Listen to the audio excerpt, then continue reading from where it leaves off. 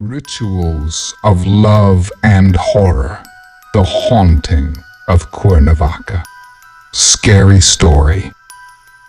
The present story that I will tell you happened to me when I had just gone to study in the city of Cuernavaca. I went to live with some uncles who had enough space for me, as well as for my older brother who accompanied me there. Together, we were able to quickly adapt to the family's rhythm of life, so we were able to make friends and start our life away from our parents. I had just turned 20 when my older brother decided to take me to celebrate with some friends he had from his workplace. We arranged to meet at a bar downtown. When we arrived at the place, my brother introduced me to all his colleagues. It was when I saw one of his colleagues who was the receptionist of the office. Her name was Karina. The truth is that as soon as I saw her, I felt a connection that I had not experienced with anyone else. I could not stop looking at her, and I do not know what it was, because something obsessed me when I looked into her eyes. Shortly after a constant game of glances between both, I decided to approach her and start a conversation with her. We had quite a nice time in which we both seemed amused. However, I didn't realize that the one who was watching us with special attention was my brother. As we left the bar, I decided to ask her out the next day, to which she agreed and kissed me goodbye. I was feeling dreamy when on the way back home, my brother asked to talk to me. "Be very careful with that woman. There is talk in the office that she is from a family of witches. Maybe you didn't notice it, but she is not the same as the other women you have dated. There is something about her that you can't stop looking at, and if you get close to her, you have fallen under her spell." I laughed a lot at my brother, telling him that what he was saying was bullshit, and I could see the jealousy in his words. He warned me again, which made me get upset, and I didn't talk to him for the rest of the night. Already at home, in the room, it was past 2 in the morning when I went to sleep. In my room, I had a balcony which I had never liked to close the door, because despite the heat that was felt at night, that open door helped a lot to cool. I had barely closed my eyes when I heard a noise on the balcony. Since it was the second floor, I imagined that it could be a cat, because I had heard very faint footsteps. I kept watching the balcony door for a while, in case any animal entered. I could only see that the curtain was shaking in the breeze, but a couple of minutes passed and nothing came in, so I decided to sleep. After a while, I had settled down so that I was lying on my left arm and my back was to the rest of the bed, and a few minutes after I had fallen asleep, I could feel that someone was caressing my cheek. I thought it was a mosquito or a mosquito trying to bite me, but when I shook my hand, I could feel something hard hitting it. I opened my eyes and found nothing. My hand hurt because I had clearly felt that something had hit. I had a strange feeling that something was behind me lying down, because I could feel something very different from a breeze. It was someone's breath on the back of my neck. I remembered that in front of me there was a large mirror, which always at night I was afraid to look at, but I had no choice. I looked up and the first thing I saw was a dark figure hunched behind me. I quickly looked back but saw nothing. My skin crawled and my breathing was agitated. I got out of bed, running to turn on the light, but I saw nothing strange. I approached the bed to look over it. I saw that the blankets had been pushed aside because of the heat, which made me realize that I had piled them up and had given me the impression that there was someone behind me. felt a little more relieved, so I turned off the light, and when I returned to the bed, I had a strange feeling of anxiety. I know it sounds ridiculous, but I was afraid that something had hidden under the bed, so I jumped into it. It took many minutes for me to regain sleep again, but minutes later, I could feel again that something was pressing on my chest. I could not open my eyes, but I had a strange sensation that something was pressing on me and pulling me up. It did not let me breathe, and I tried to shake it off, but I was totally immobile.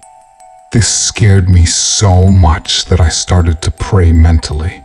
I did not know if this was working because it was still on me. It was when I could open my eyes and I saw a blurry silhouette above me, and in a matter of seconds, he got up and stood at the side of my bed. I could catch my breath, and with much effort, I shouted my brother's name. After a few seconds, he arrived and turned on the light. I could see that this blurred shadow was moving quickly through my brother without him noticing. I was so scared that I started to cry. I had to tell her everything that had happened. My aunt and uncle arrived to see what had happened, and it was my aunt who went to the balcony to close the door when she let out a little scream of fright when she found something. It was a dead bird right at the entrance, which was surrounded by black dirt. In the morning, while I was having breakfast, I tried to find a logical answer to what had happened to me, but I didn't realize that my brother was watching me attentively. I told you that that old woman was from a family of witches, and now you are trapped. Don't you realize that they are doing a ritual on you? In the office, nobody approaches her. In fact, nobody invited her to the meeting in the bar. She came by herself. I told him again that what they were saying was pure nonsense, and I didn't want to believe him. She got upset with me and quickly left the house without saying where she was going. In the afternoon, when I went to pick Karina up at her house, I realized that she lived in one of the most secluded neighborhoods of downtown. In fact, when I knocked on the door of her house, an old woman was the one who opened the door. She did not take her eyes off me for several seconds. And I can swear that the old woman spat on one side of me and then told me, "Shit, you're already here." This completely disconcerted me. The old woman stepped aside. She didn't even invite me in, but I didn't take it badly, so I waited outside. A few minutes passed, and Karina came downstairs. There was something about her that had me hooked. I couldn't stop looking at her. We decided to go for a walk downtown, get to know each other a little more. She asked me a lot about my past and what I wanted to do for a living. I was just trying to get closer to her, but for some strange reason, all night, she wouldn't even let me touch her. I tried to hold her gaze towards me, but something happened that caused her to ignore me. So I gave up thinking that maybe something had happened in me that she didn't like.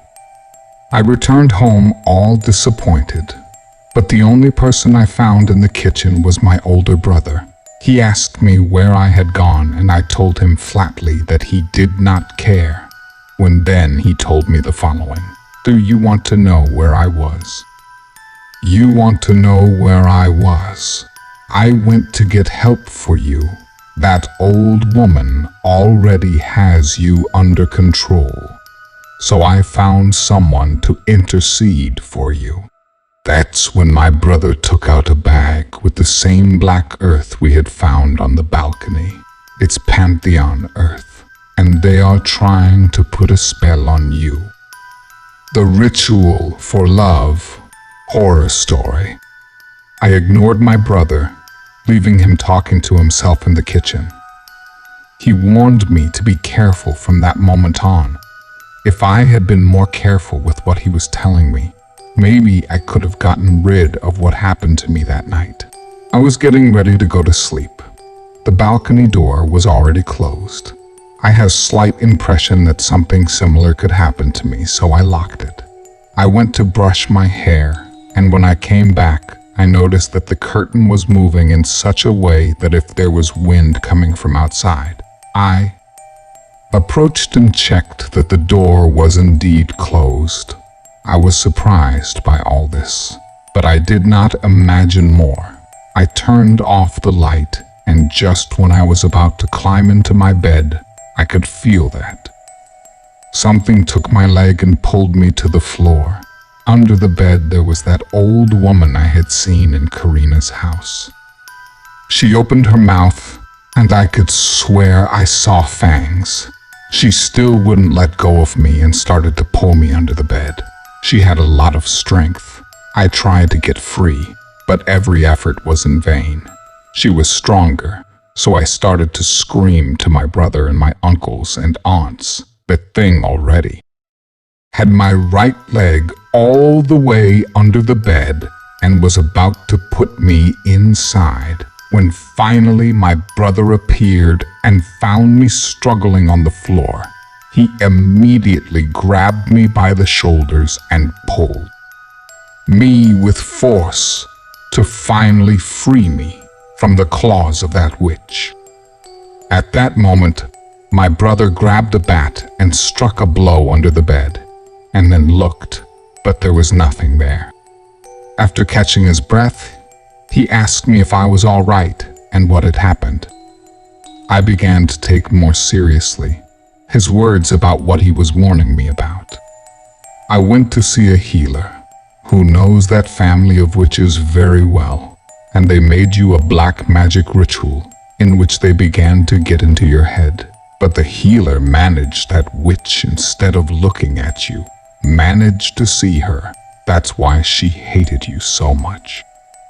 This still seemed nonsense to me, but I could not put myself in another position having gone through all this.